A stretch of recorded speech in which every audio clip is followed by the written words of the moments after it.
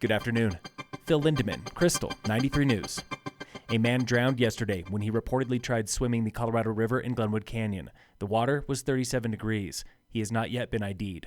Summit Sheriff Jamie Fitzsimons on the Krystal Morning Show today. Colorado River, we've had problems before because of the currents and the eddies and the holes. This victim is not in a hole and is not in a current. He's in about 10 feet of water. This is the 15th confirmed river fatality in Colorado this year and 17th suspected. 2 men near Hot Sulphur Springs and in Lower Glenwood Canyon went missing and were never found. Gusty winds all over the high country today. 47 miles per hour at Loveland Pass, 53 at Peak 8 and Breck, 52 at Monarch Pass. Just about the only place not getting wind blasted, up north near Steamboat. That's also where the forecast is calling for the most snow tonight. Sewer and water are still the biggest holdups at Lake Hill, the county's massive workforce plans for Dam Road and Frisco. And Frisco locals, they're watching it closely, like Tom Castrino from this week's council meeting. I don't want to see my rates go up if there's capital improvement and expansion required to accommodate Lake Hill. The county just submitted its water proposal. It will take several months to review. Summit County will be spending millions on workforce housing next year, including Lake Hill lawyers and the Dillon Forest Service project construction.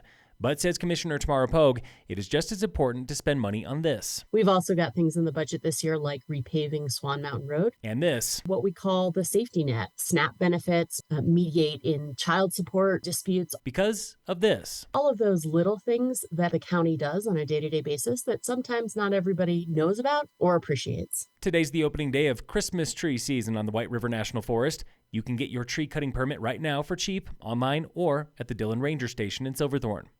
The Salomon Quality Ski Time Film Tour is coming to Silverthorne tomorrow with Salomon skier and Summit County native Drew Peterson. We got everything from the classic ski porn to really immersive storytelling with ski mountaineering, all the way to meaningful stuff like my mental health advocacy, and then with the new radical with Connor Ryan, Indigenous representation and approaching the mountains with Indigenous practices in mind. Salomon is screening 4 films tomorrow and 1 teaser. That's at 7:30 p.m. at Bluebird Market in Silverthorne.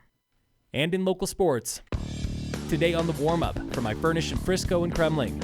Vipers hockey season, it's just 1 day away. It's about the team, it's about the boys. We would do anything we possibly could. We'll bleed on the ice for each other. That was goalie J.R. Engelbert.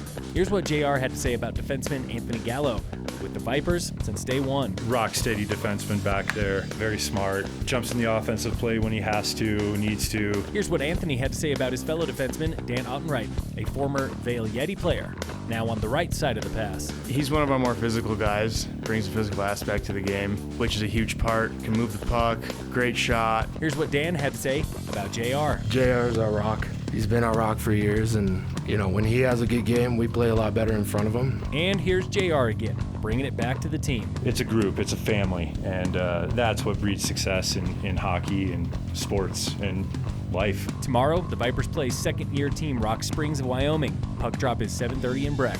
It's $15 for locals, $7 for kids, free for Summit Youth hockey players. This is the Warm-Up with your local semi-pro hockey team. Phil Lindemann, Krystal, 93 News.